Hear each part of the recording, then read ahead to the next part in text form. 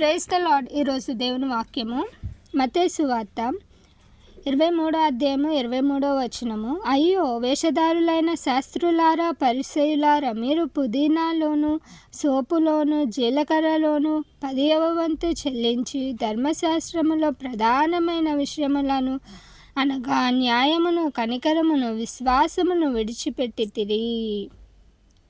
వాటిని మానక వీటిని చేయవలసి ఉండెను. అయితే ఇక్కడ యేసుప్రభు వారు ఏమి అని మాట్లాడుతున్నాడంటే, వేషధారులారా అని. అంటే నేటి జీవితంలో క్రైస్తవులమైన మనము తెలుసుకోవాల్సింది ఏంటంటే, మనం ఎలా జీవిస్తున్నాము, మనల్ని మనము పరిశీలన చేసుకోవాలి. మనం ఏంటంటే, మనుషుల ఆలోచన ఏంటంటే, ఇతరులు ఎలా ఉన్నారు, ఇతరులతో కంపేర్ చేసుకుంటాం. ఇతరులు ఎలా ఉన్నారు అనేది మనం ఎప్పుడు కూడా వాళ్ళ గురించి ఆలోచిస్తూ ఉంటాం. ఇతరులు చూస్తే మనల్ని ఏమనుకుంటారు, ఏంటి, ఇదే విధంగా మన థింకింగ్ అనేది ఉంటుంది. కానీ ఇక్కడ ఏమంటున్నారు యేసు ప్రభువారు?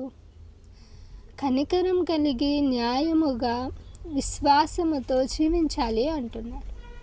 అంటే ఏదో మనుషులకు కనిపించే విధంగా పైకి కనిపించే విధంగా మనం బ్రతకూడదు. అంటే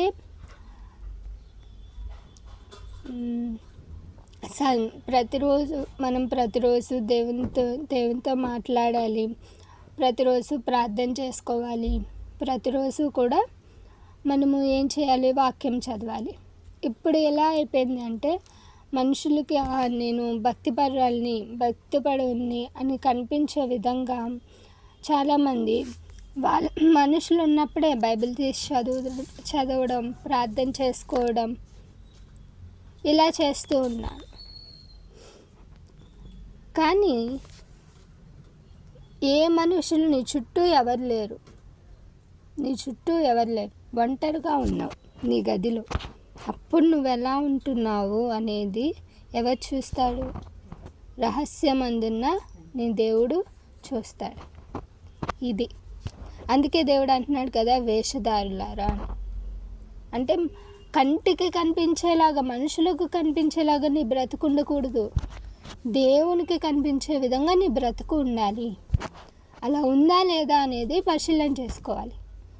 మన చుట్టూ ఉన్న వాళ్ళు ఎంతోమంది మనం ద్వేషిస్తుంటాం, మనం కూడా వాళ్ళని తిరిగి ద్వేషిస్తున్నాం. ఏది క్రైస్తవ జీవితం? ఏది? నువ్వు దేవుని బిడ్డవా? దేవుడు ఏం చెప్పాడు? యేసుప్రభు వారు ఏం చెప్పారు? ప్రేమ కలిగి జీవించాలి. మనం ఎంతమంది ఎంత ద్వేషించినా మనం వాళ్ళని ప్రేమించాలి. యేసుప్రభు వారు బెస్ట్ ఎగ్జాంపుల్ మనకి. ఈ లోకంలో జీవించాడు.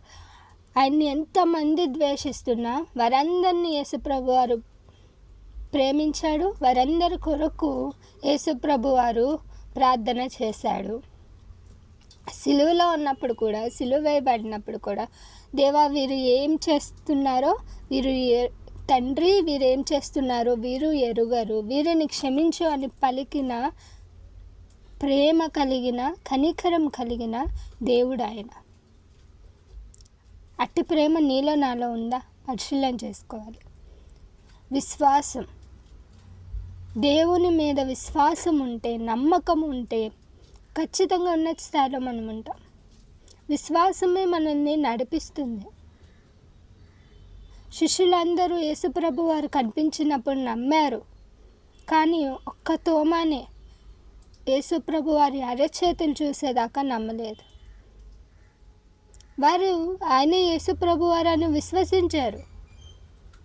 ఆయన్ని ఎందుకు అంటే, ఆయన తిరిగి లేస్తానని మాట ఇచ్చారు. లేస్తాను అని చెప్పాడు, లేచాడు, కనిపించాడు శిష్యులకు. వాళ్ళు ఆయన మాట మీద విశ్వాసం ఉంచారు. కానీ తోమ విశ్వాసం ఉంచలేదు, నమ్మకం ఉంచలేదు. అది న్యాయంగా మనం బ్రతకాలి. ఎంత సిచ్యువేషన్ వచ్చినా, అబద్ధం ఆడాల్సిన సిచ్యువేషన్ మనకున్నా,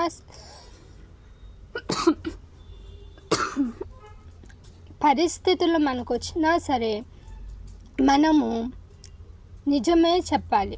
ఎవరు ఏదో అనుకుంటారు, నేను నిజం చెప్తే వాళ్ళు ఇలా అనుకుంటారు, అలా అనుకుంటారు కాదు. ఏ సిచ్యువేషన్ వచ్చినా నిజమే మనము చెప్పాలి. మనం ఒకవేళ తప్పు చేస్తామో ఒప్పుకోవాలి. ఇలా మనము బ్రతకాలి. ఎందుకంటే నీ జీవితము నువ్వు ఎక్కడున్నా ఎలా ఉన్నా దేవుడు చూస్తున్నాడు. ఇది జ్ఞాపకం చేసుకోవాలి. మన హృదయం ఆయన చూస్తున్నాడు. మనుషులకు మన పై రూపమే కనిపిస్తుంది. దేవుని మన హృదయాంతరంగాలు ఎరిగిన వాడై ఉన్నాడు. ఆయనకి మన హృదయం కనిపిస్తుంది. కాబట్టి అది ఎలా ఉంది? నీలో ప్రేమను కోల్పోతున్నావా? పరిశీలన చేసుకో. అలాంటి వారిని లోపల ద్వేషాన్ని నింపుకొని పైకి ప్రేమగా నటించేవారిని యేసుప్రభు వారు ఏమంటున్నారు తెలుసా? వేషధారులారా. లోపల అవిశ్వాసంతో బయట గొప్ప విశ్వాసిగా మనుషులకు కనిపించేవారిని వేషధారులారా. నేను పలకట్లేదు, యేసుప్రభు వారు అంటున్నమాట. లోపల అంతా అంటే బయటికి అంటే కొన్ని చోట్ల అన్యాయంగా బయటికి నువ్వు అబద్ధాలు చెప్తూనే నువ్వు అబద్ధాలు చెప్తూనే వేరే వారి దగ్గర నువ్వు నిజాయితీగా ఉన్నట్టు, మనుషుల ఎదుట నిజాయితీగా ఉన్నట్టు నువ్వు కనిపించినట్లయితే మనల్ని ఏమంటున్నాడు ఆయన? వేషధారులారా.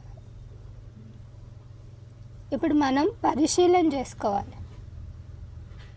ఇప్పుడు చెప్తున్నా నేను, వింటున్నా మీరు, అందరము పరిశీలన చేసుకోవాలి.